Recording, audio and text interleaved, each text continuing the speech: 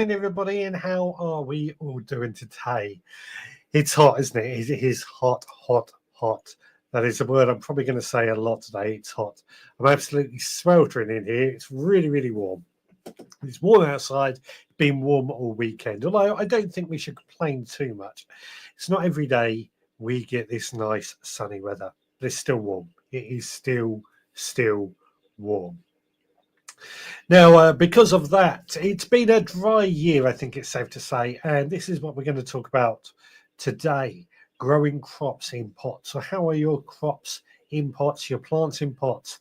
How are they coping?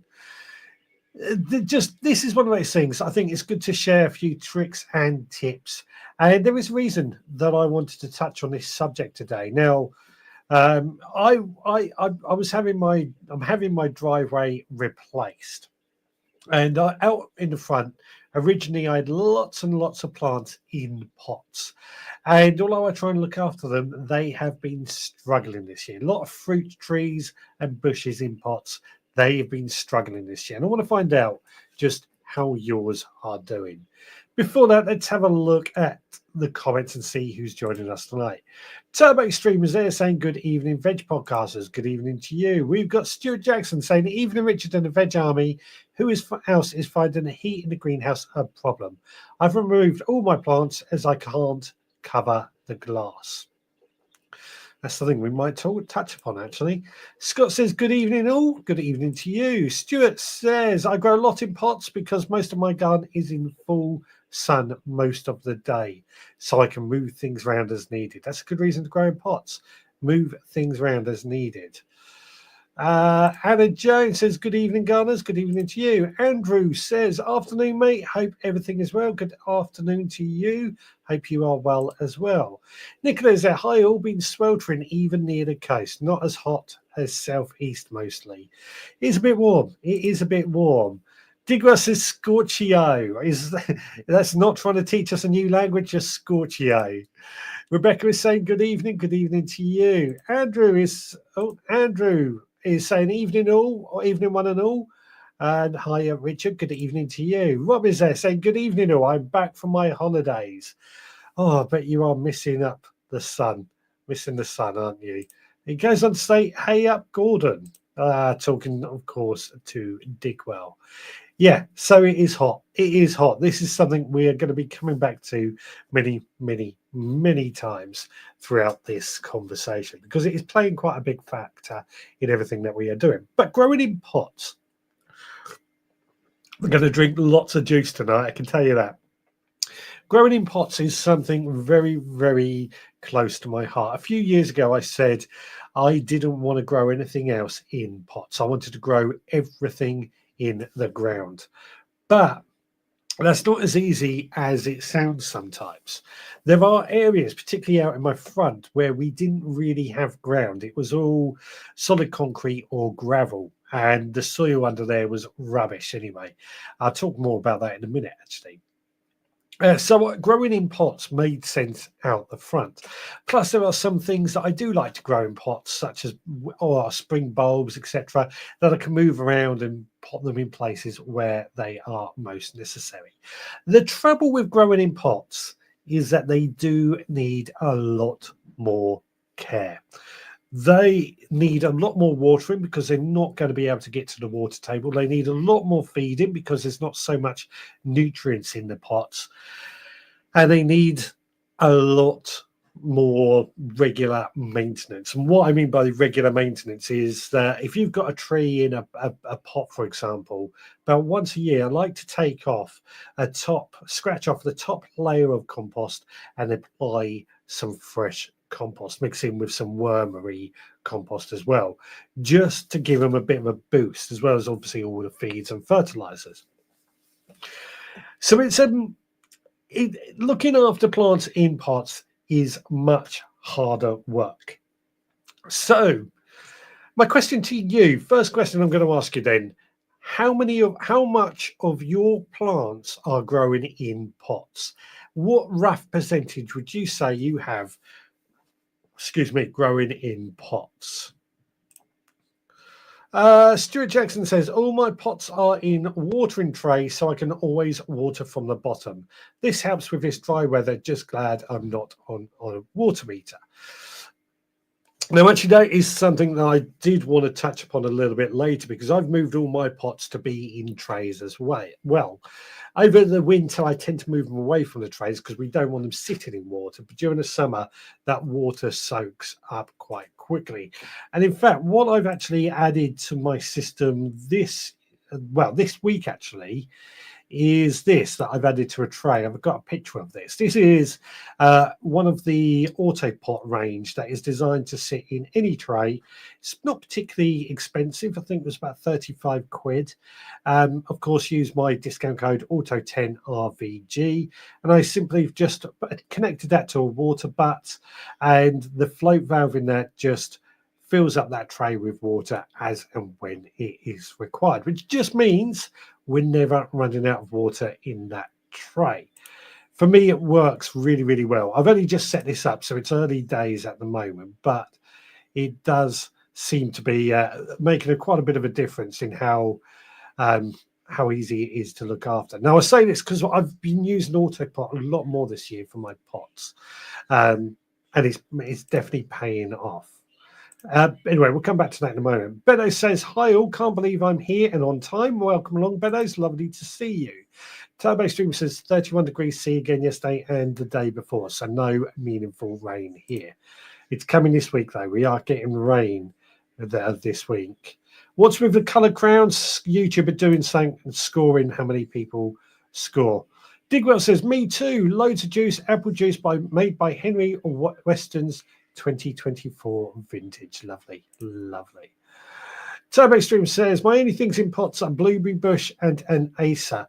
Both are home, so get watered every day. I certainly wouldn't want to grow in pots on the allotment as it's too much hassle to go every day. Now, that is actually a very good point. This is one of the things with growing in pots. They do need a lot more care. Daily watering at the moment is a must when things are in pots. And apart from in my greenhouse on the allotment, I don't have anything grown in pots for that very reason. I want everything in the ground because I don't want to be, or I cannot get there every single day. I try to, but trying to get there every single day is nigh on impossible. When it's hot like this, it's even harder. So yeah, they do need a lot more care. Anna Jones says it's a live chat leaderboard to Rob. Yeah, and Nicholas says I have lots of pots either in trays or water reservoirs at the bottom. The bigger, the bigger, the better. Using straw breaking down wood chip. I think what she's saying is the bigger pot, the better, which is something I totally agree with. The bigger the pot, the more nutrients, the more water those plants will do. If they're in small pots, they're going to take a lot more care. So I try and get all my plants in as big a pot as I possibly can. And straw breaking down wood chip, I think that's just how she starts them off. But I'm clear on that. Andrew says tomato plants better growing in the ground or pot than pots. Again, I don't disagree. Everything I think we're going to talk about, with the exception of figs, everything we will talk about tonight will grow better in the ground than in pots. But there are times when pots are just more convenient or more suitable to our growing conditions. Digwell says, as Stuart says, place the pot in trays. Yeah. What if you don't have enough trays, though? What if you don't have enough trays? This is a problem that I've faced, and I came up with a solution. I haven't done this myself, but I was I'm running out of trays. I'm walking around thinking, what could I use instead? A cheap... Something's disconnected. Can everybody hear me okay? Something's going weird here. I can't see what's going on. Don't know. I'm getting weird sounds. So the cheap alternative I came up with to trays in an emergency, a cheap kids paddling pool. I think they're about £10 from Asda or somewhere. Just a cheap alternative if you don't have any trays. What is making that noise? I bet you it's this, actually. Let's see if it makes any noise now. Turbo Stream says, I have 2 potato bags by the back door, which also get watered every day. Potato bags? Are bags growing potatoes? Is that what you mean there? Some of my spuds have suffered. Yeah, at the moment it is struggling. Stuart says, at the moment I have around 120 plants in pots. Most of them are for my sales. My own garden is around 30% in pots. So that's quite a chunk, isn't it? 30% of your plants in pots. It's a lot. It's a lot. Digwell says, make sure your water butt stays clean, as those autofill things with the drain, the butt at the slightest bit caught in a seal. Ask me how I know. How do you know then, Digwell? But yeah, the auto pot things, you do need to keep the butts clean. Not a problem. Not a problem. I've got a filter on mine anyway, so I should be okay. Nicholas says, I have all my fruit trees in pots, hoping to move them over to 90-litre dustbins with reservoirs using seepage hose to water. So again, this is coming back to what I was saying, the bigger the pot, the better, especially for trees and things. As I said, mine are in 50-litre pots, and I think they are struggling. We've got to come up with better ideas. Rob says, I think we are going to have to get used to these type of summers. It is true. It is true. And I've got plans in place for this. Turbo Stream says, I have blackcurrant cuttings in small pots. It's a struggle to keep them alive. They are under a tree in deep shade. If I lose things, then so be it. Fair enough. Fair enough. Digwa says, pot wood chip, etc., in the bottom of a pot to act as a wick. Then the pots can stay in trays all year. That's actually a very good idea, one I didn't think of myself. So putting wood chip in the bottom, you normally put a few stones in the bottom to act as like a drain over the hole in the particularly terracotta pots. But wood chip can also act as a sponge, can't it? So it holds on to moisture for a bit longer, just like a hugelkultur bed. I like that. I'm going to be pinching that idea myself one day. I think that works. Nicholas says, I've used DPM to make a trough for potato buckets, 20 of them. DPM, damp-proof membrane. Beddoes, I know it's not veggie. The plants on my windowsill need water every day. This is exactly what I'm talking about. Windowsills indoors, they're plants in pots. You might have some windowsill plants. They all need watering every day. What can we do to make it easier for them? What can we do to really help our plants out, to really give them the best chance? What is it we can do to hold on to our plants really, really much better? Stuart Jackson says, IKEA trays about £1.75 each. I have 40 so far.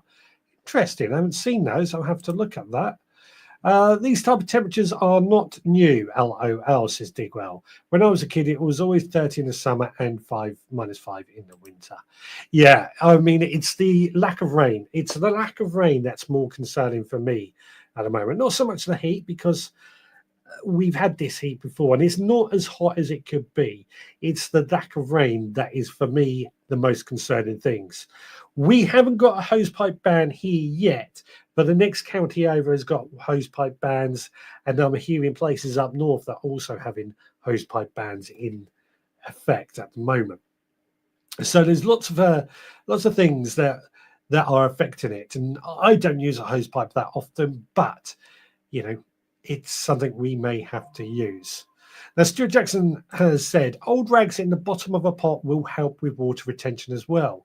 So this is the thing I want to get into. What do you do to make your pots hold on to, or help them out as best as you can? I often mix in a mix of compost and perlite into my potting mix. I tend to add perlite to everything anyway, but I want all that to help my pots out and hold on to water, hold on to nutrients a little bit better. So what do you do to help the pots out? While I'm at it, over on Instagram, Anna20 has joined, and My Happy Garden has joined as well. Welcome along. Lovely to see you. Want to find out what you do to help your plants in pots survive. What do you do to really help your plants in pots survive? Because as I've said, I think I'm going to lose quite a few of my plants this year. For a lot of my potted plants, I think I'm not going to make it this year.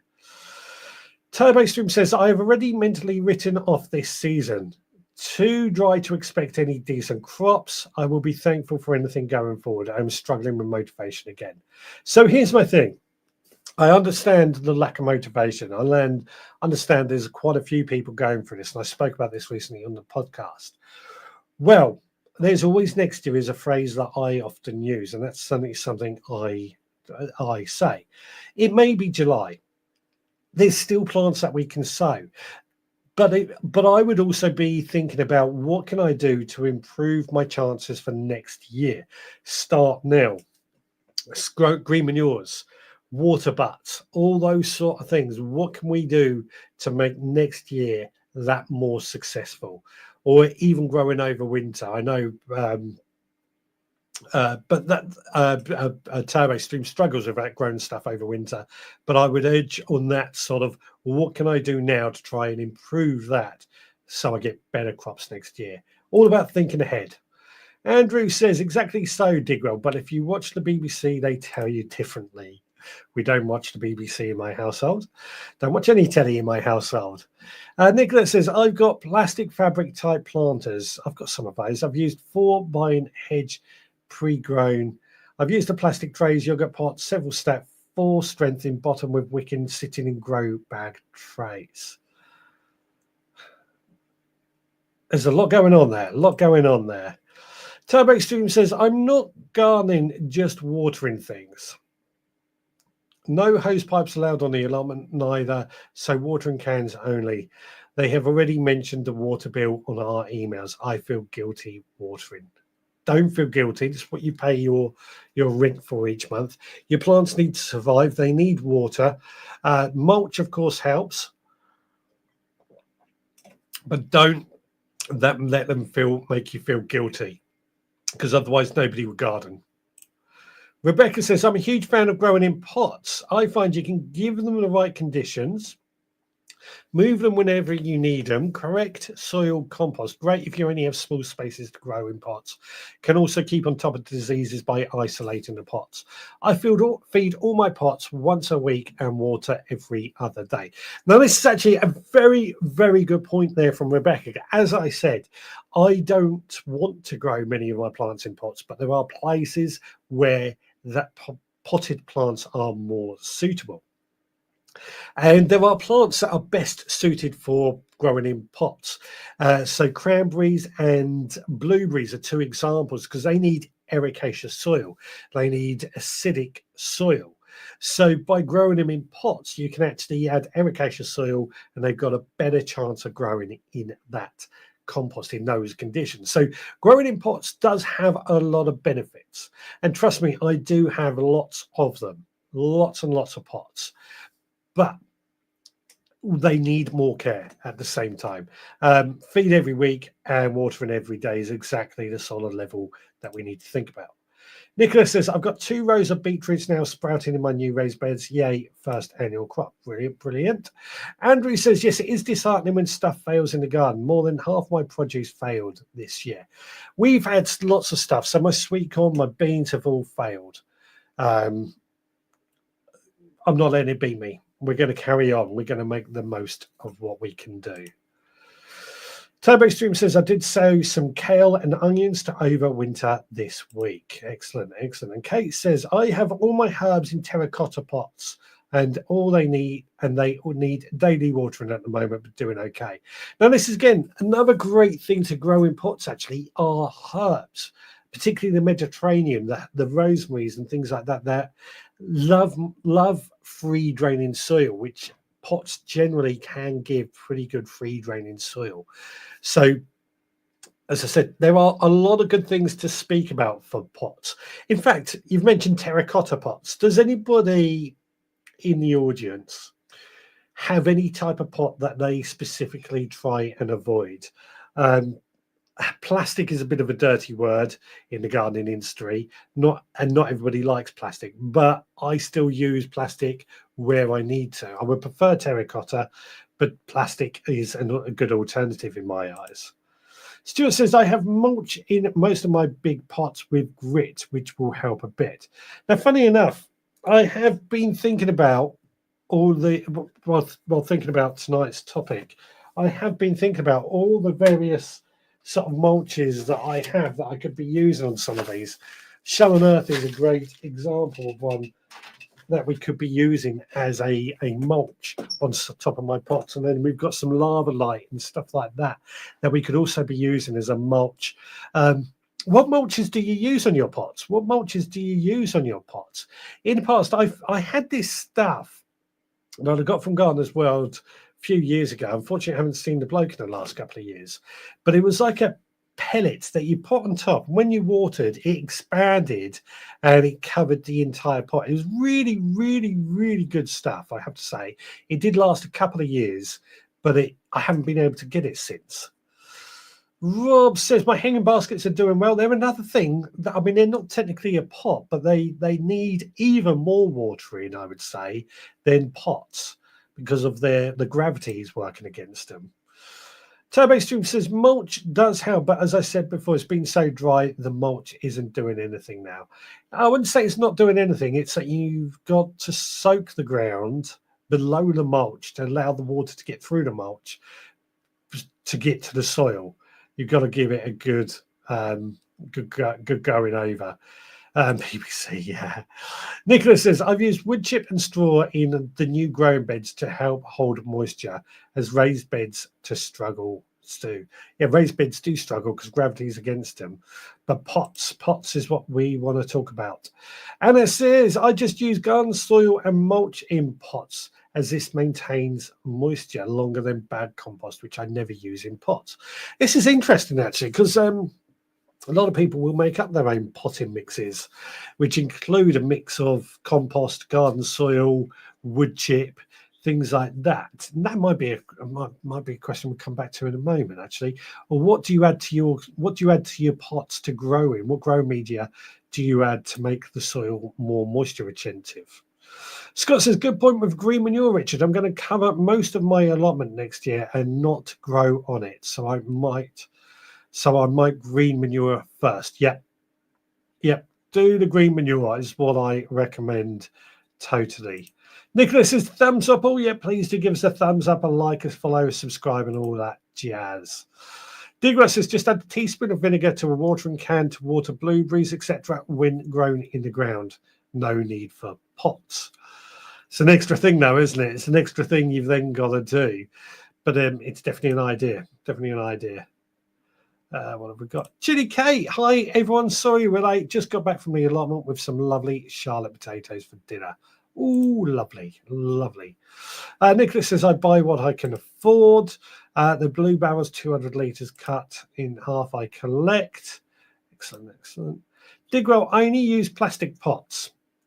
Oh, sorry, I got what you mean, Nicola. You buy what you can afford for pots. Fair enough. Digwell, I only use plastic pots. Terracotta are too hard to water, and are they really that friendly? Mine in the clay, fire in the clay, etc.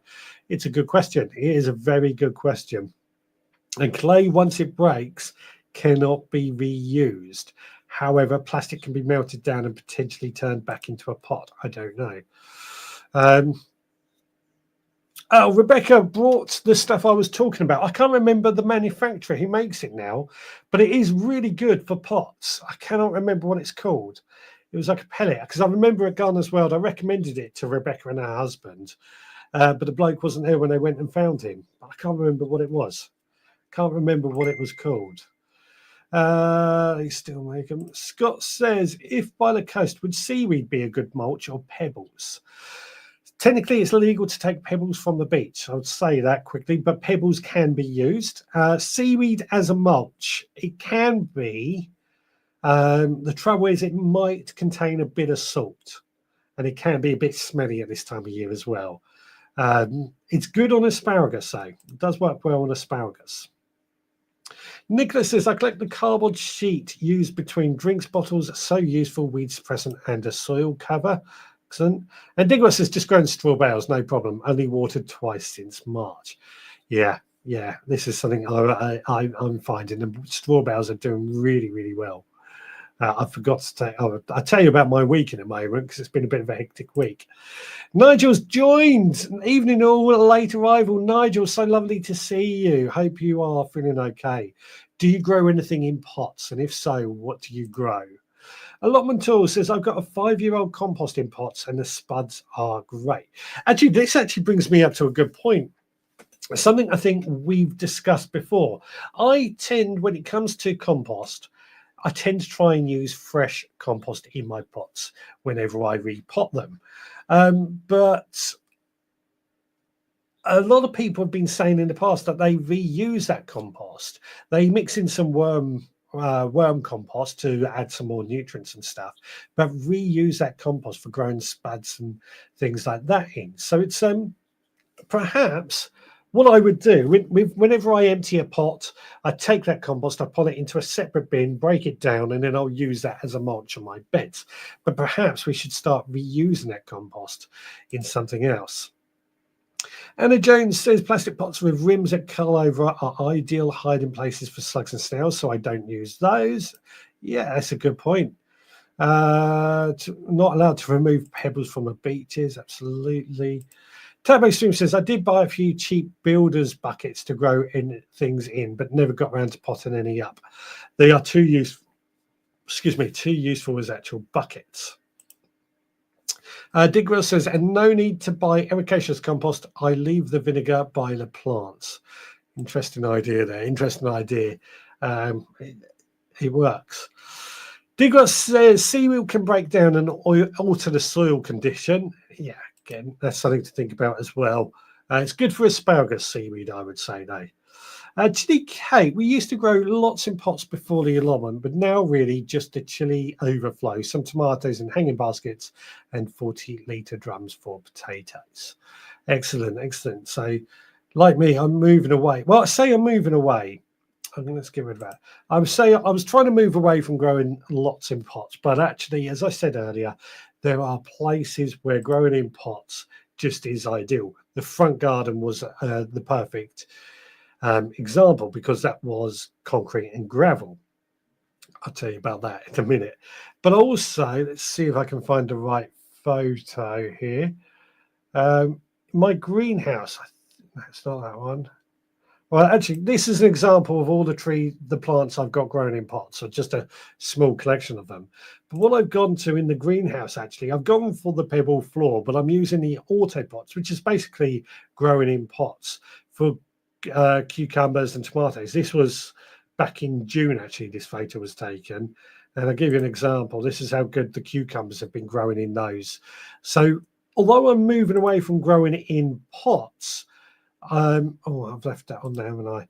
Although I'm moving away from growing in pots, I am finding myself leaning towards certain things, such as growing in these auto pots in the places where they are right to grow. Oh, right, I've skipped past loads of comments there. I'm trying to... where were we? Right, so Turbo Stream, like Scott, I am going to adopt my allotment next year to grow less. We'll be using a deep layer of leaves as a carpet mulch instead of grass. That was a disaster. Fair enough. Whatever works for you. Doodle Sparkle has joined. Hello to you. Lovely to see you. Rebecca says, plastic does get a lot of hate, but I've had some of my pots for 25 years. When I buy a new plant, I never chuck the pot out. I just reuse and reuse again. Surely that's the ultimate recycling.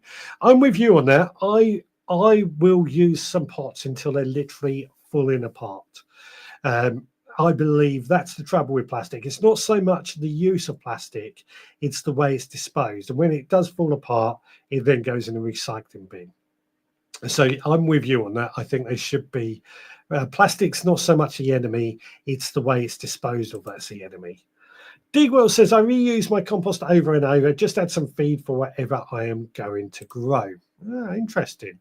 Allotment Till says, I've never added anything to old compost. I think the rain has enough nutrients. Interesting. Scott says, true, but not sure it will miss the odd bucket, but that's a different topic. Chili Kate says, I chuck any used compost on top of my raised bed at home. They seem to need topping up every year. That's exactly what I've been doing mine. But I'm thinking about changing it. I'm not sure. I'm debating at the moment. Kate says, I've started using Shropshire seaweed feed today. See how that goes. Seaweed feed is good. Seaweed feed is very good. If you can add it to your feeding routine, it does benefit a lot. Used compost, says Kate, gets added to the compost bin. Again, good enough, good enough. What have we got? Digwell says, check out the dried seaweed from Atlantic Garden. Great stuff.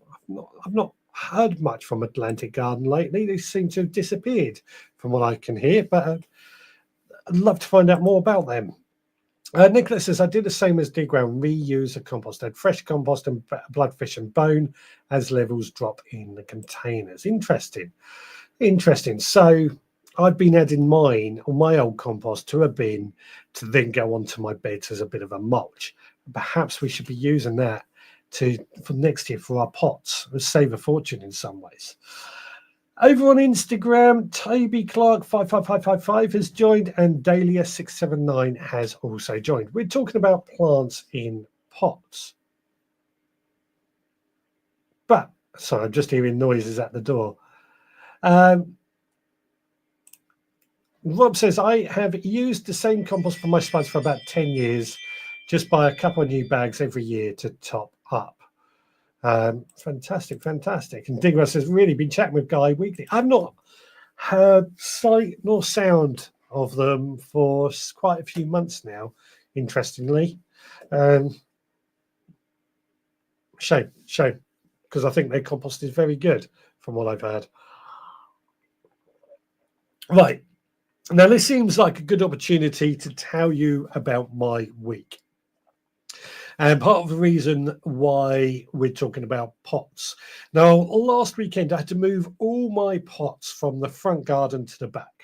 And I suddenly realized just how many pots I had. These are my fruit trees and bushes, apple trees, fig trees, pear trees, all growing in pots. You know, they're doing okay. They're not doing great. They're not thriving, but they're doing okay. But the reason that I was moving my pots, and I don't know if I told you last week, is because I'm having my driveway resurfaced. Work began on Monday, and I got to admit, the guys doing it have worked less socks off all week. They were there with a digger. When the digger broke down in the first hour, which they managed to fix, dug up our old driveway, drug up all the gravel, and it got shifted off. Now, bearing in mind, my house was built in 1938, so the driveway would have been built about the same time. And so were the drains, and so was our water pipes around the same time. The reason I know this is because we've discovered our water pipe was underneath the driveway. How did I know this? Because we had a leak. Now, we think it'd been leaking for a while. We had a steel pipe as our water mains coming off from the meter to the house. And that had basically rusted through, which makes us worry about what we've been drinking. We've been drinking a bit of rust quite clearly when we've been drinking water. And if we hadn't had our driveway redone, we wouldn't have known about this. And now one of the other things that also happened, and again, we didn't know, we got a couple of manhole covers. I haven't lifted them for a while, but our drain had collapsed out in the street. And we discovered that our drain was blocked quite badly. And a lot of, I won't go into details, it was just blocked quite heavily. So we've had, although our driveway work is very near completion, actually, the work has been hindered by these things going on, which has been a real nightmare. We've spent a couple of days of having no water, or not being unable to use the toilet because there was nowhere for anything to go. A lot of fun, only discovered through having this driveway done. You'll hear more about this on the podcast tomorrow. Right, Turbo Stream says, what about adding water retaining additives to the compost? Is that still a thing? So they still sell like water retaining gel. I don't know. I haven't seen it for a while, actually, thinking about it.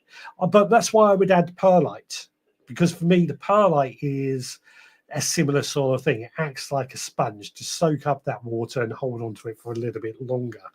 And that's why I tend to add perlite, or vermiculite is the other one we could add as well. Digra says they're doing very well. Sells out of compost as soon as it is made in high demand. Talking about Atlantic compost. Fantastic, fantastic. Doodle Sparkle. I've had success growing tomatoes in pots and herbs, but not so much flowers. They tend to dry out quicker. Interesting. Interesting. What is it about flowers that causes them to dry out quicker, I wonder? Anna Jones says, what's your opinions of those green stalk vertical planters that American YouTubers are using, Richard? Would you want one? So I'm very bad at watching things on YouTube. Not watching anything in general. I'm more an audio person. So I haven't actually seen them. But vertical planters, I think there's a lot to be said for them. Are these similar to Digwell's one where they've got a watering system built in? I would say if they've got a watering system built in, then they're going to work really well. The biggest trouble with anything vertical, same as hanging baskets, same as pots, is that they need a lot more watering, because that's one of the joys of gravity's working against you. So if they've got the watering system built in, then that's fine. If they've not, then again, they're just going to take a lot of work to keep them hydrated. That's the only downside that I see. Rob says, may I ask what make of compost is that? That is Atlantic. Water companies, Digwell says, water companies give it away free, and I also use AquaBoost granules from Effective. Very good. So they're Eco-Effective. I did a tour with them. So that's water retaining gels and crystals and things like that. They are still a thing. Water companies give them away, and Eco-Effective also sell them. I have to have a chat with Eco-Effective about them at some point. Glee. I'll have a chat with them at Glee. Turbo Extreme says I will have to research it. It's a seaweed soil improver compost.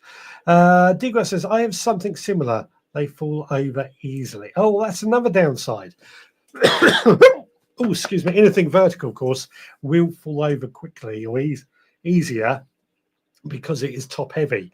So center of balance is high up. Oh, quick swig of that. Right, because it has been such a hectic week, I haven't got any videos for you this week, but I have been sent a video about this week's mission, which ties in together. Let me just see if I can find it, because it's all changed again. When I played this earlier, I couldn't hear any sound, but hopefully it's going to be okay. Let's see. This video came in for Andrew for this week's challenge. Greetings, Richard and the Veg Army from this little English corner in Croatia. Now, last week I set Richard a task to make a little bird bath, and I thought it only reasonable that I should try and make one myself. So what I've got here, I've got the bird feeding station here, and then adjacent to it, this bird bath made from 3 sticks of hazel and a ceramic dish. So let's see if it works. Fantastic. Yes, that was last week's challenge. Now, I did actually tackle that challenge in between all the chaos. So, as I said, my water pipe was leaking. And one of the things I would have had, my water pipe runs underneath my garage. So to get to the water pipe, it was looking like we were going to have to dig up the floor of the garage to change that steel pipe. Not an easy job to do, as I'm sure you can imagine. Luckily, we had a way around it, but I did have to clear my garage just in case. And in my garage, I discovered that I had a load of car boots or stuff that I was trying to sell at a car boot. That gave me the brainwave of what I could use. So on top of my chickens, I have placed this trifle jar, which a trifle bowl even. If we have a closer look, as you can see, it's full up of water. I'm hoping that is going to be a good enough bird bath for birds. It's on top of my chicken coop just to make use of that space somewhere up high. Whether it works or not is something we will keep an eye on. But I like that idea of Andrew's using the hazel sticks to hold up a bowl. What do you think of that? Is that mission accomplished or mission failed? Obviously, there's no video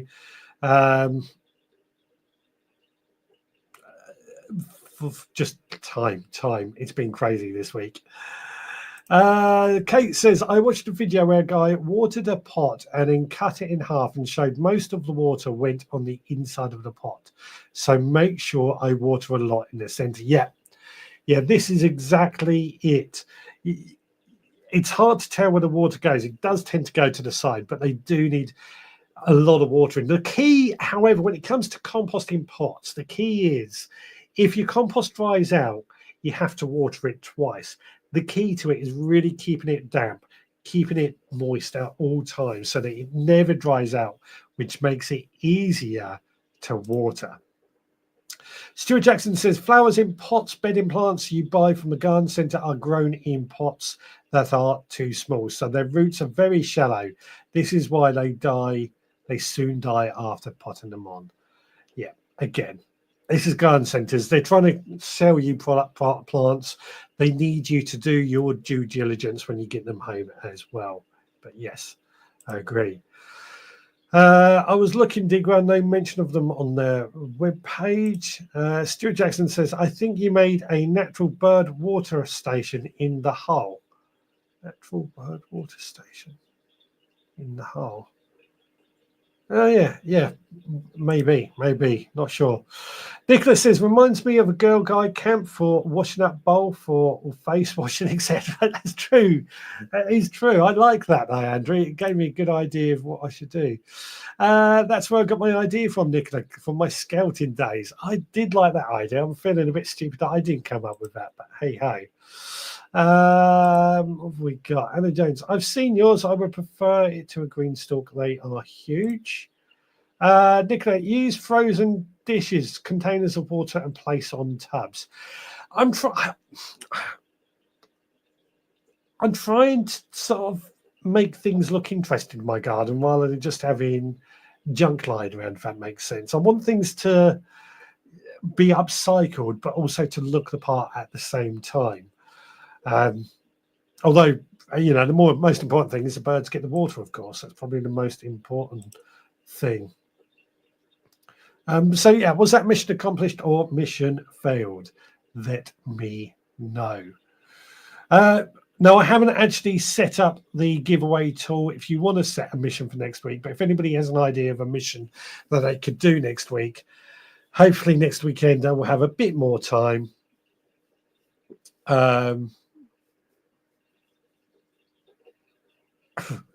Who knows? Everything went wrong this week, as I said.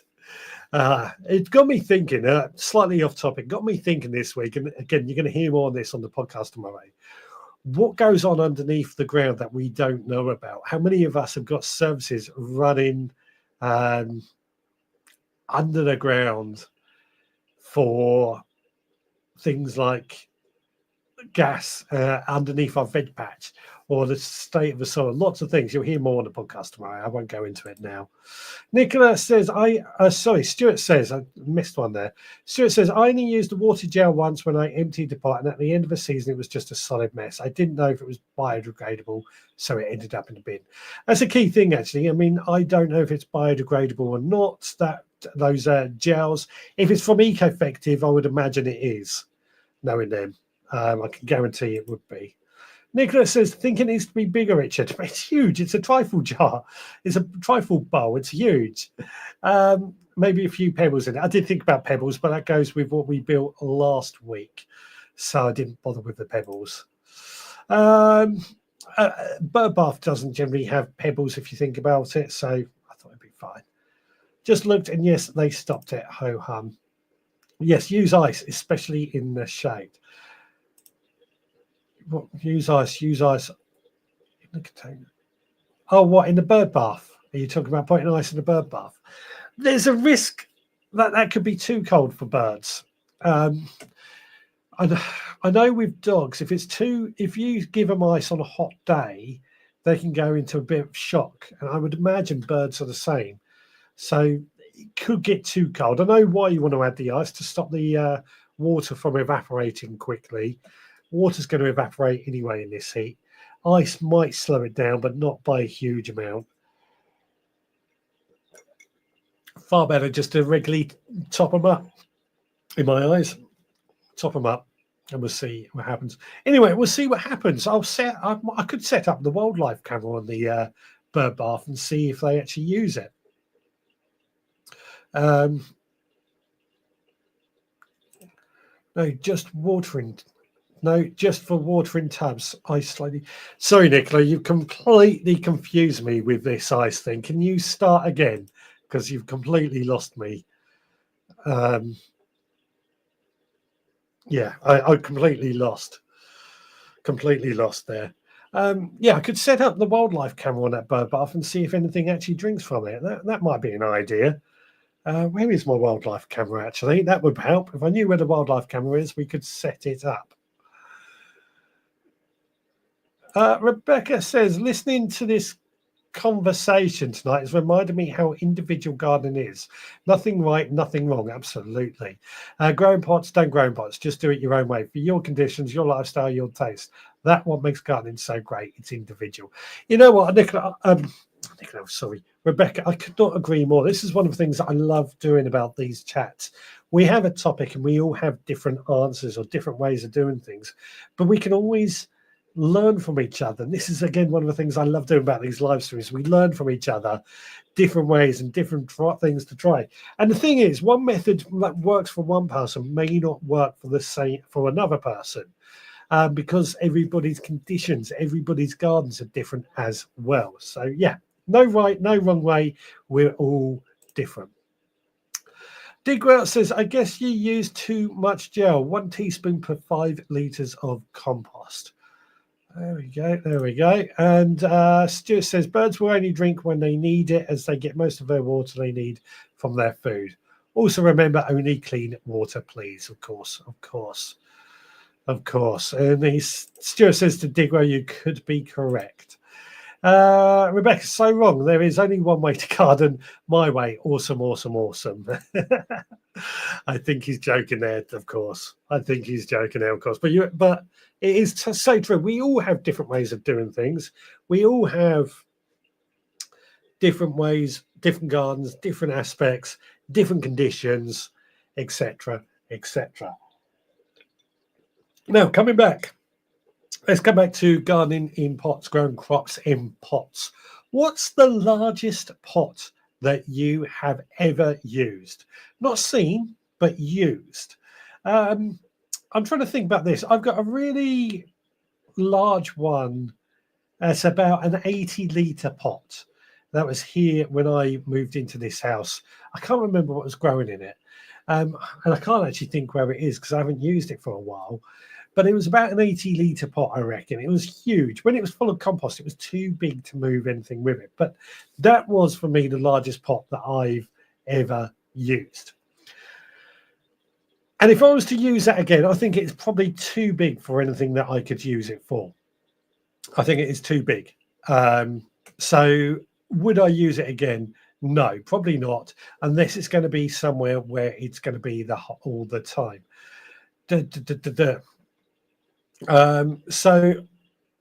Digwell's just came out. Does a 960-litre bed count as a pot? No.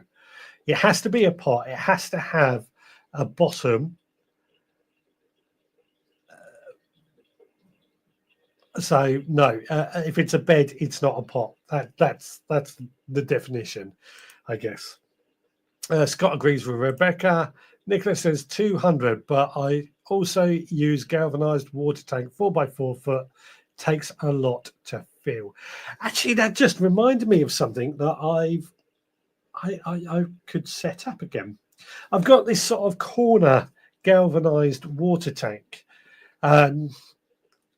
that we brought from, I'm trying to remember her name now. She was quite good on, she used to do a lot of 10 years ago, Katie Lane, I think her name was.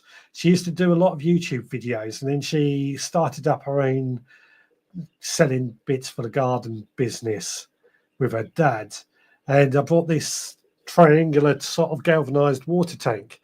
And it's not been used for anything. And then last week I bought a new blueberry bush. Perhaps I could grow that in there. There we go. This is a great thing talking to you guys. Give me more ideas. Digwell says, in that case, it would be my 2 by 200 litre tubs. There we go. There we go. 200 litres. Okay. Stuart says, I've used a big drum, which took over 80 litres of compost. Turbo Stream, how are the veggie pods working in this heat? They're doing good. They're doing very good, actually. I've had to disconnect the water pump that I had set them up so they watered every day because I had to disconnect the electricity down my garden. You know the shed I used to do this live stream in? I had power running to that, but the roof on what we call the bakery next to us, that needs replacing. So I had to disconnect all the electricity to save. As I said, it's been a week. It's been a week. And it's not over yet. What was I saying?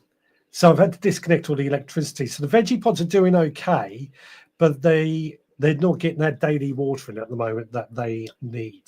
Over on Instagram, the Messy Volunteer has joined. Hello and welcome. Lovely to see you. Hope you are well. Hope you've recovered from Gardener's World Live. Digwell says, only needed to water mine twice this year. Really? That's good. That's good for veggie pods. So mine are set up to water almost daily, but I've got all three set up on the same system, and it's run through my water butts. Again,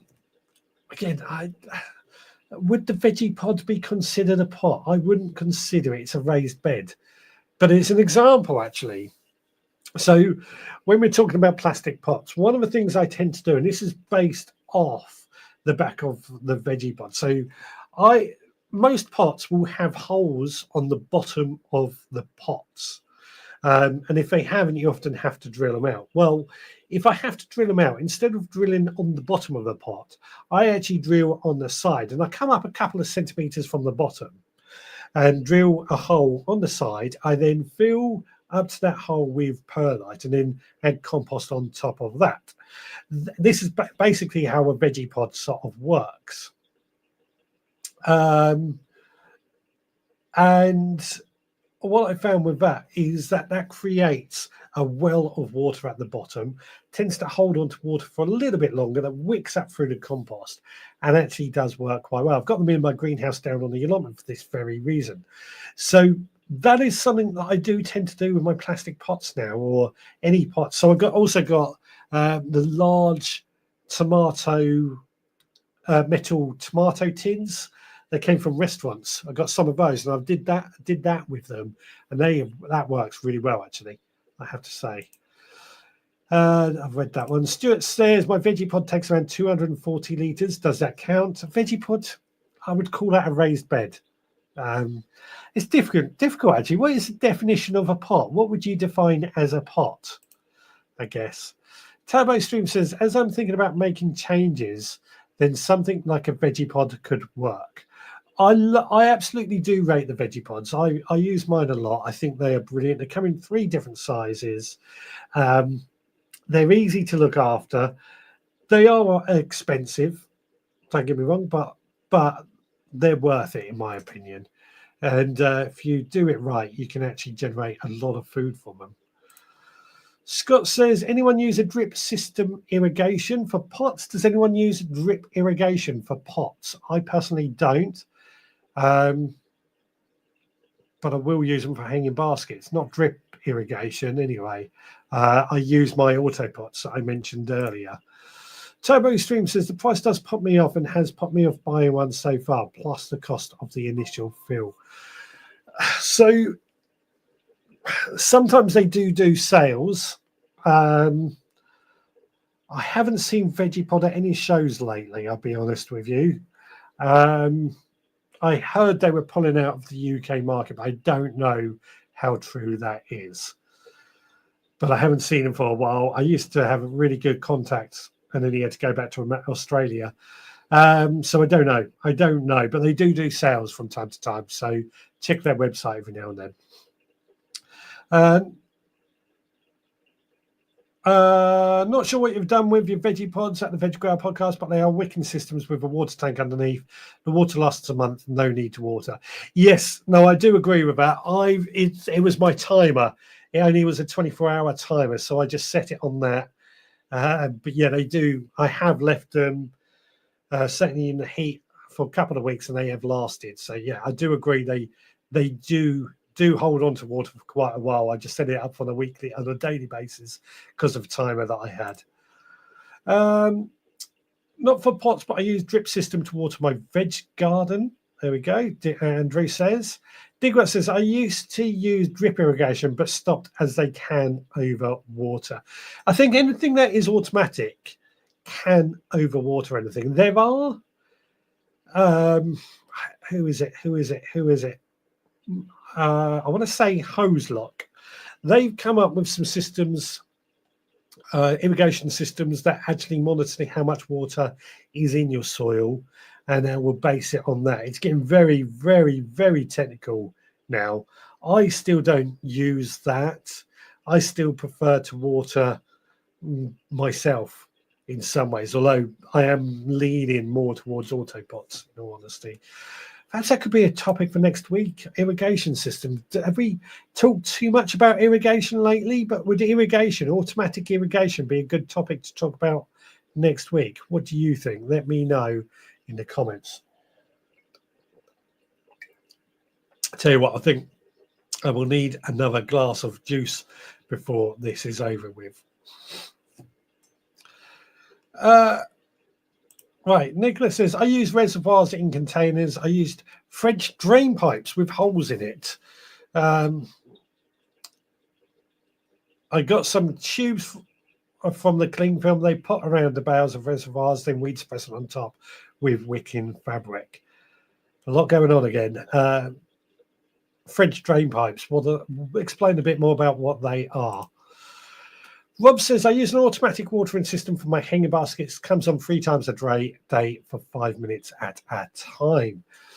I'm going to have to look more into this. I've got some ideas, actually. Stuart says, I don't use a drip water at the moment, but I will put leaky pipes onto my garden when I move my garden around next autumn. There we go, leaky pipes. That's an idea as well. Do you think we should talk about irrigation next week then? Irrigation systems. Might be an idea. Andrew says, sadly, I've got to go. Zoom meeting pending. Thanks, Richard and everyone. You take care, Andrew. Lovely to see you. Thank you very much for the video. Digwell says, don't think Vigipod are leaving the UK as I chat with Leah there now and then. There was a lot of talk that they were leaving because they've not going to so many shows. They're not selling in garden centres. They're not really being seen so much anymore, unfortunately. Which is a shame because I do think they're good. I do think they're good bits. It's just a shame Neil no longer works for them because he was good. You know who I'm talking about. Turbo Stream says 389 for medium Vigipod kit. That's on their website at the moment. That's quite a substantial cost.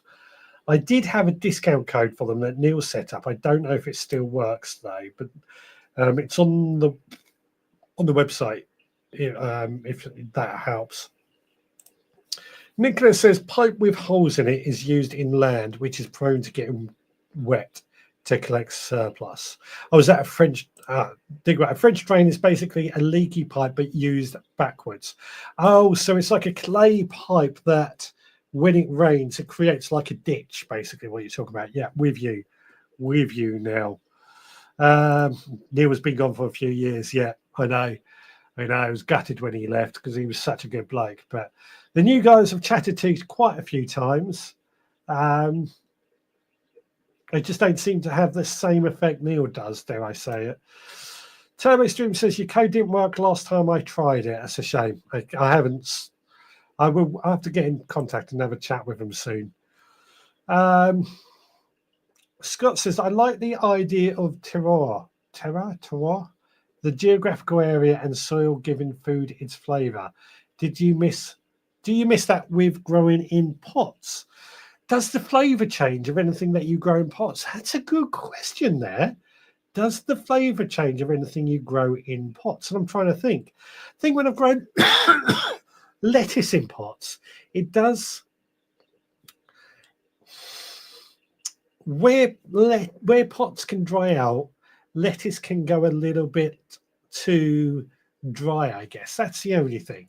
I guess, yeah, there could be some truth in that, like land drains. There we go. There we go. Nicola, the other tubes I got for free are from farms. They come up inside the cling film to wrap bales. They now use cardboard. Cool, cool.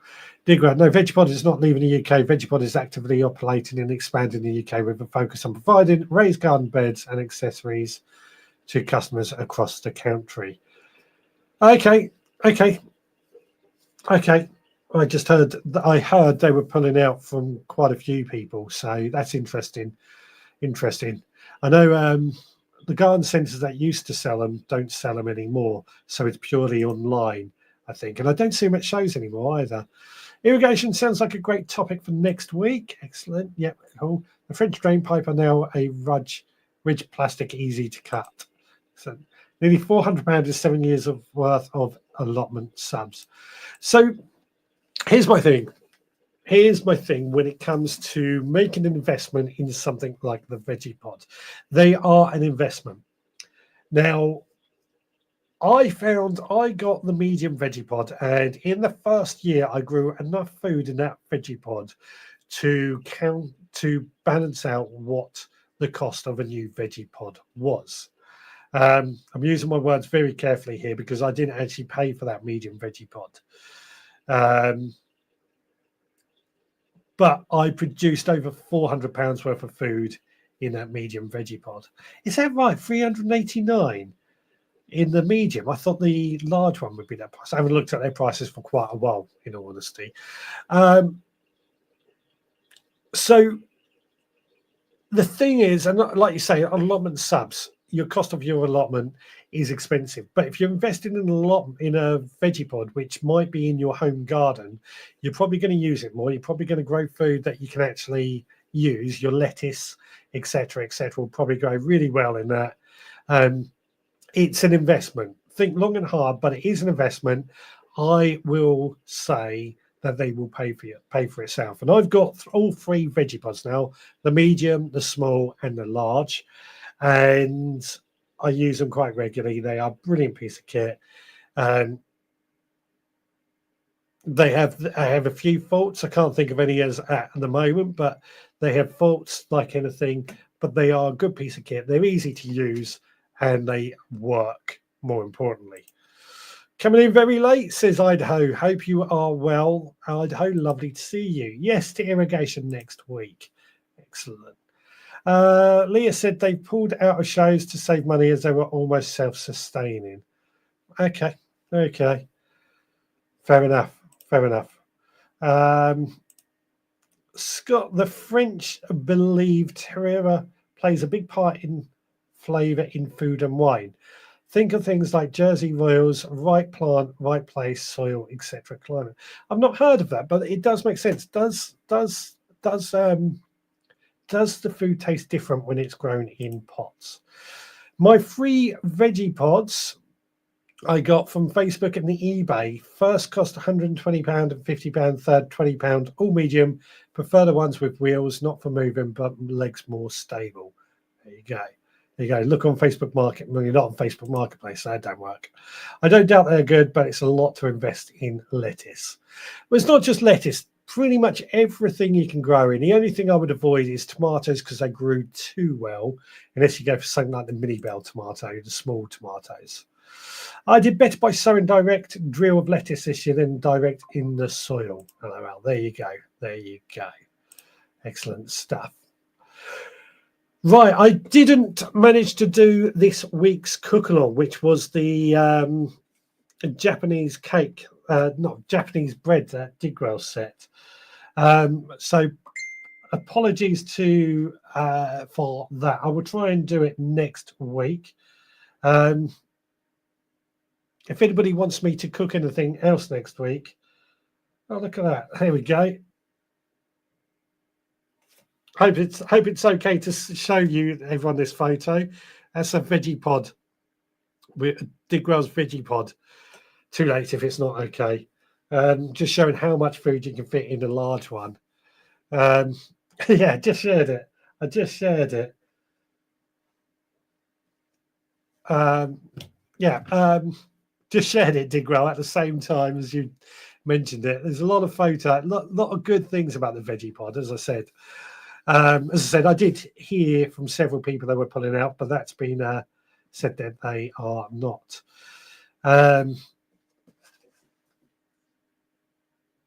But yeah, veggie pod's well worth the investment. Right, where were we? Completely lost my train of thought.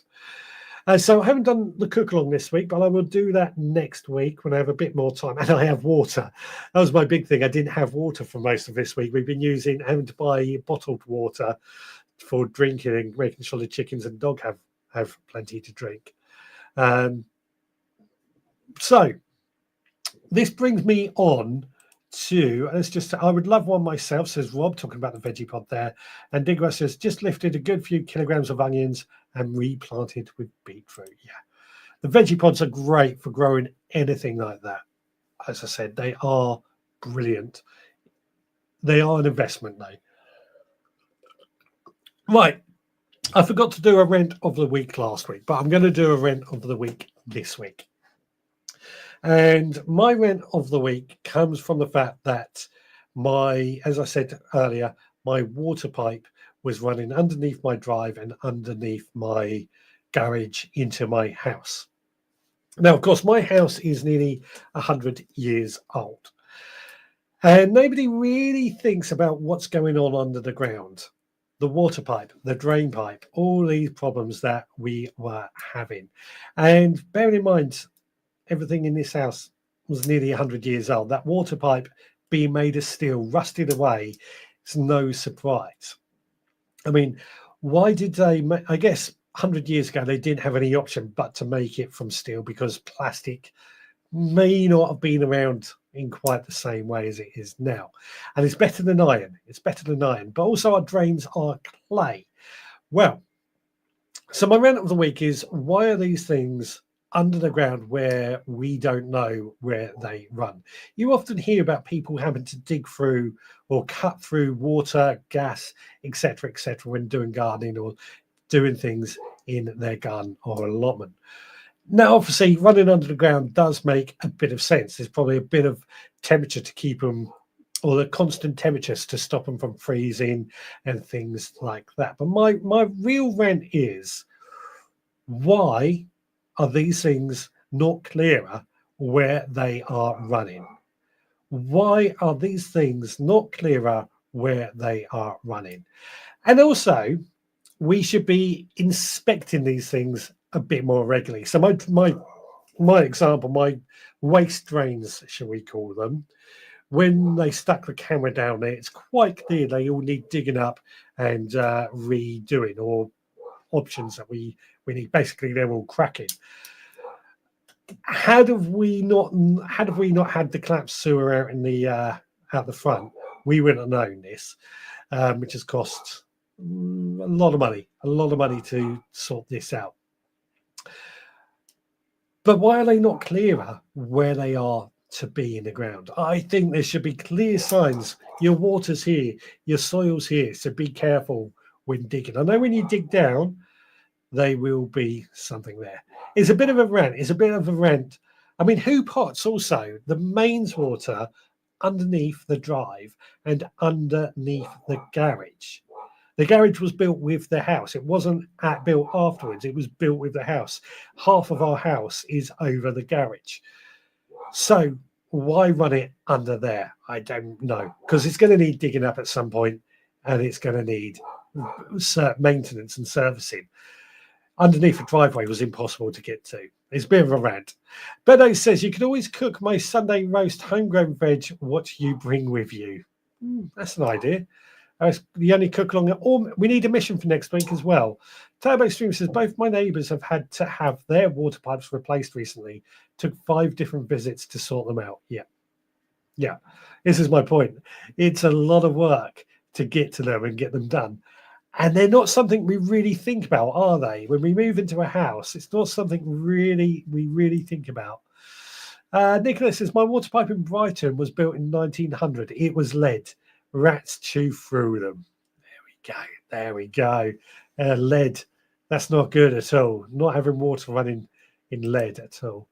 Digra says, "Oh, my cul-de-sac. The houses on my cul-de-sac. Sorry, the other side to me cannot get water meters or fibre broadband because the electric has been run too close to the surface."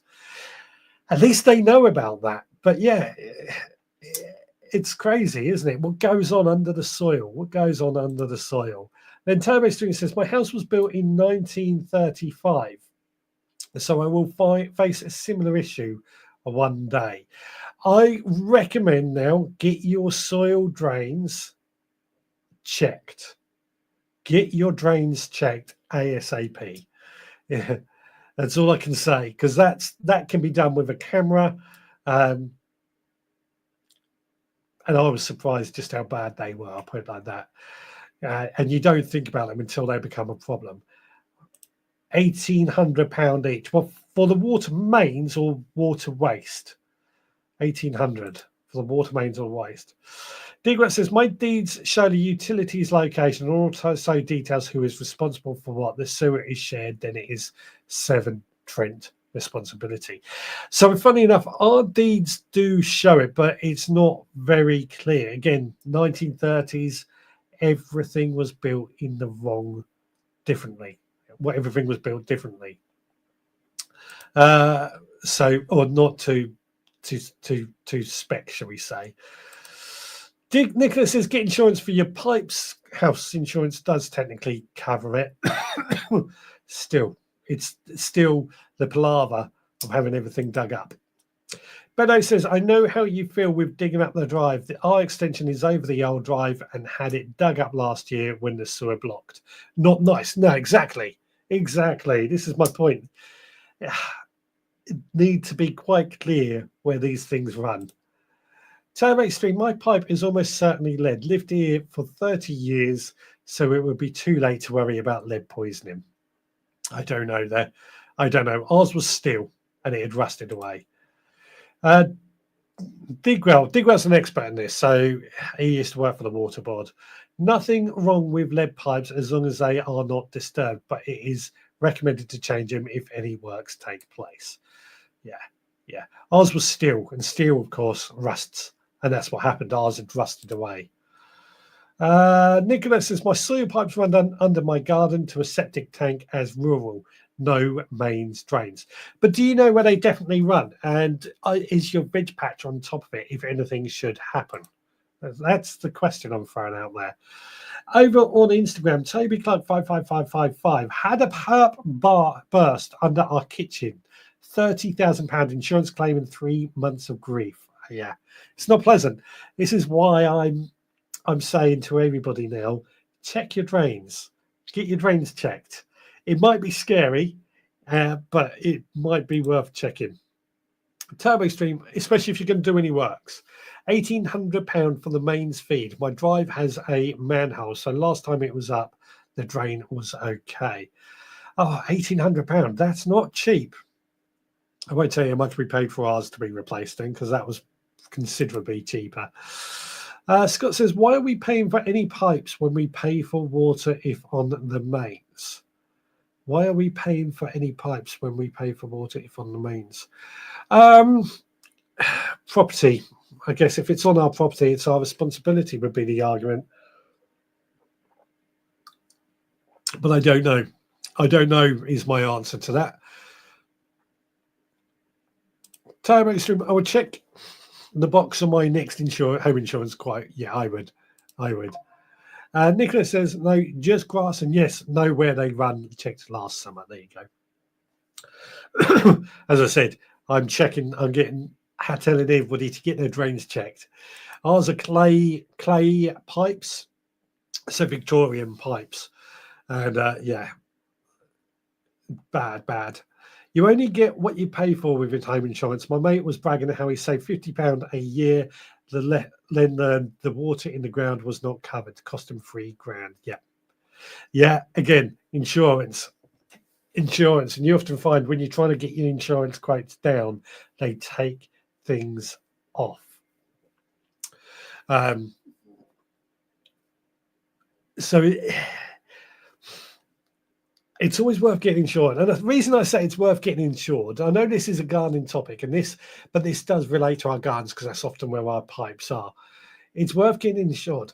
So the quote we got for sorting out our soil pipes, this is our waste pipe, which if they go, we'll fill our garden up with sewage. The quote we got was $7,500, just to give you an idea of how expensive it can be.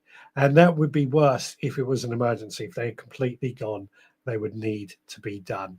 So that's why I'm saying getting them checked is worthwhile. Digwell says, Richard says, it is your pipe from the road to the house. Yeah. I'm not saying it's right, because when it's BT, it's up to the main, I can't think what they call it, but where you put your phone in, that's where they supply it to. After that, it's your responsibility. But the waters, it's different. The water company responsibility stops at the boundary of your property, unless it's shared or something. Turbo Stream says, if and when my drive gets renewed, I will look into the water field, but they won't replace it under the garage. The new pipe stops just inside the garage doors. Well, as long as they can connect to that, you should be okay in theory. Kevin Kelly says, slightly off topic, but we have a hosepipe ban here in West Yorkshire. Someone told me allotments are okay to use them. Any idea? There is something I have, because I've seen this discussion a lot. If you are watering vegetables, then I believe you can still use a hosepipe in a hosepipe ban. Don't take my word for that. I am not a law. I'm not a solicitor, a lawyer, or anything. I do not know the law. It's just what I've read. Now, Digwell might have a better idea on this question, but again, we're not legal people. So if you get in trouble, it's on your head. That's all I'm going to say. However, all I would say is, do you really need to use a hose pipe? I'm not saying there's anything wrong with it, but if you can't use a hose pipe, is a watering can good enough? Scott says, but I would say if we are paying for the water, all pipes should be the responsibility of the supplier. They pay at least half. They pay at least half if on your land, or they pay at least half if on your land. Yeah. I don't know. I don't know is the answer. I just know that's the rules. The responsibility of the water company ends at your boundary. I'm not saying it's right or anything. It's the way it is. Nicola says, if you have to make a claim and you underinsure, especially for contents, they only pay a percentage of the claim. Underinsured by 50%, they only pay 50% of the claim amount. Yeah, insurance is a nightmare at the best of times. Turbo Stream, I recently went on a meter, so I should notice any leaks on my side. So here's the thing. This pipe had been leaking for quite a while, but it didn't show up because the water meter didn't go round. The pipe was just rusted, that it was just weeping through. We were probably losing 10 litres a day, but it wasn't going round when I checked things. So it wasn't quite clear that we had a leak, but it would have got worse. Digwell says, don't forget the contents insurance can include allotment sheds. I bet a channel wishes he had insurance when his plot burned down last week. Whose plot burned down last week? I haven't heard that. Nicholas says, I put strawberries in most containers, so counts as food, but I'm exempt as farm for animals. Oh, yeah, if you've got watering, you can water animals with a hose pipe. You can also wash trade vehicles as well with a hose pipe. Digwell says, no, you are wrong on that. Veggie watering is now only allowed if you are a business. Okay, I read some. There we go. I read that you were allowed for vegetables, but as I said, Digwell would know more on this because he used to work for the water board. Although chili feel that's right, Richard. If it's for food production, you can water with a hose pipe. Interesting. Two conflicting things. Contact your water board and find out would be my advice. and, and see what they say. Turbo Stream, our allotment doesn't allow hose pipes as they are on a meter. Would depend on your allotment site, Kevin. Rebecca says, I've also heard that as we are growing food and that's agricultural classed as agriculture. Yeah, so this is it. There's a lot of people who've heard what I've heard. I'm not saying it's right or anything, so it's worth checking it out. Chili Phil says, our allotment allows watering with a hose pipe, even if a ban is in place. Not got one down south. Not true. Head slightly further east. Yeah, further east from me, and there are hosepipe bans, so they are making their way down south. Although looking at the amount of reservoirs and the levels of our reservoirs, we're going to be okay, I think. Digwell says to Scott, so if you lay a pavor driveway over the water pipe, why should they pay to make it good something that you put there that was not there when the house was built? Just saying. Yeah, it's a tough one, isn't it? It's a tough one, but that's the rules. That's the rules. Turbo Stream says, I saw that video. Digwell, he mentioned batteries on his allotment. Why do these people make things so complicated? I don't know who that was. I haven't seen it. Nicholas says, I thought a hose pipe is producing food to feed ourselves. I think Nicholas missed something there. I haven't heard anything, says Turbo Stream. Don't know. Got to have a last bit of juice coming up. There we go. So if you are in a hosepipe ban, check your rules. Excuse me. Check your rules. Don't take what I've read as gospel, because as we said, there's conflicting evidence. Check the rules. Check the rules. I say that again and again and again. If you are in a hosepipe ban area, as to whether or not you can use a hosepipe to water the garden. Now, what I would say, there's a lot of people in response to these hosepipe bans saying that they're going to continue using the hosepipe regardless because they pay for the water, it's their water, etc., etc. I'm sorry, I'm going to have a bit of a rant about this now. That is the wrong attitude. That is completely the wrong attitude. We do need to think about water as a resource. There is a limited supply, and just because you pay for it doesn't automatically mean you can use it all. That's like the greedy fat cats going, oh, well, I'm going to pay for this water, so I'm going to fill up my pond, my swimming pool, and not let anybody else use it because I've got all the money in the world. That's not the attitude we should be having. They're rationing to a certain extent the water to make sure everybody has enough to go around. Do you really need to use a hosepipe to water your garden? Do you really need to water your garden? And I say that because we've spoken a lot about watering, especially with pots. And I use a watering can where I can. Do we need to use a hosepipe? Again, that's up to you. But just think about others is what I say. Turbo Stream says, I won't mention any names, but he was called Alan, if it's the same one. I don't know that then. And Turbo Stream, I'm watering my garden shrubs with the grey water, especially now I'm on a meter. So this is exactly what I think we do need to do a bit more of, using grey water where we can to water our garden. As you know, I've got a lot of water butts. I collect a lot of rainwater. We use that a lot in our garden. We are struggling at the moment, but I've just been moving water around today. We've got a couple of water butts left at the moment. After the rain we had last week, it filled things up. Filled things up. But there is a definite lack of water this year in our water butts. I still would not use a hose pipe to water the garden where I can. Nicholas says, what about hose pipes connected to IBC tanks or water butts on a pump? I believe you can use those, but you would probably get in trouble or get investigated. But I could be wrong on that as well. Can I still water my garden? No, you must not water your garden or an allotment used for non-commercial purposes using a hose pipe when a ban is in place, says Southeast Water. There we go. That's from their website. So that's from Southeast. Yeah, Surrey. So the firm says a garden is not agricultural land or land used for businesses to grow crops, fruits, vegetables, or other plants for sale.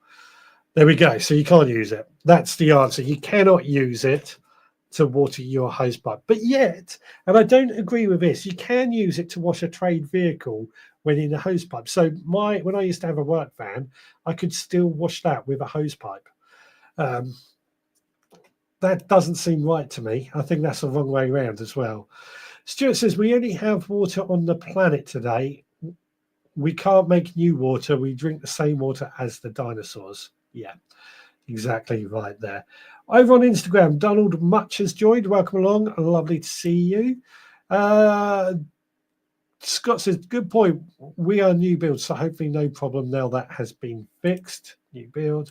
Doodle Sparkle. I use as little water as I can and use a weed sprayer to water the front garden plants. The water seems to go further. Yeah. Again, this is something we are going to discuss next week. Irrigation, automatic irrigation system, because I do think they are a good way of actually saving water too. Digwa says all water on Earth arrive from outer space in the form of comets, etc.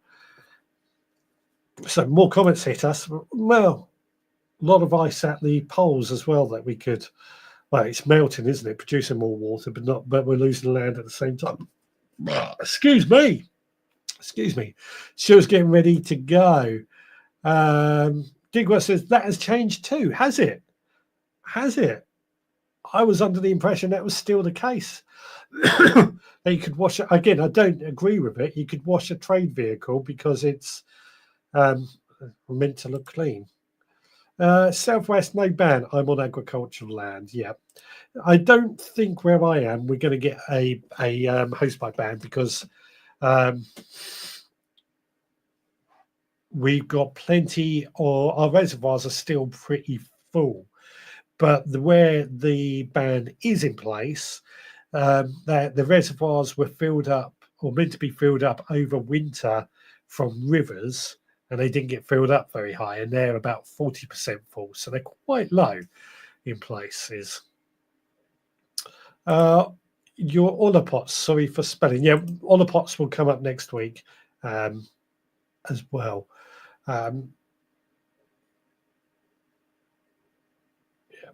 And Stuart says, only going to water a friend's garden. And Toby Stream is set next week's mission, pray for rain. Yep, I will. I tell you what, I'll do a rain dance as well, shall I? It's coming tomorrow, though. That doesn't quite work. I will try and get some rain. I'll try and make it rain. That sounds like a good mission for next week. Digwell, less than 1% of the water on Earth was actually made on Earth, and if it was only from combining hydrogen and oxygen in a lightning storm. There we go. Physics and chemistry at play there. There we go. Nicholas says we have rain for 3 days here. We got a lot of rain coming this week. So if I go and do my rain dance straight after this show and it rains, it proves it works. Anyway, it is now 7:30. It's time to get out of here. I know it has been hot, so it has been a bit of a hot one tonight, but it's so good to see you as always. Hope you have all enjoyed this chat. Hope you've got a few ideas of what you're going to do with your own pots in the future. We'll be going live again next Sunday. I know it's a struggle to try and think because it's getting hotter and hotter in this room, especially with all the lights and the computers going. We will be back again next Sunday at 6. Digwell says, there we go. He was a nuclear physicist in the Navy. It's not brain surgery, though, is it? Anyway, right. We will be back next Sunday at 6 where we're going to talk about irrigation system, which feels like just the right topic to talk about next week. Right, and the mission is to try and make it rain. I'm going to take that, and I will be cooking the Japanese sweet bread next week as well, as I didn't get around to it this week. Right, guys, thank you so much for joining me. I'll see you again next Sunday, 6 p.m. Take care, guys.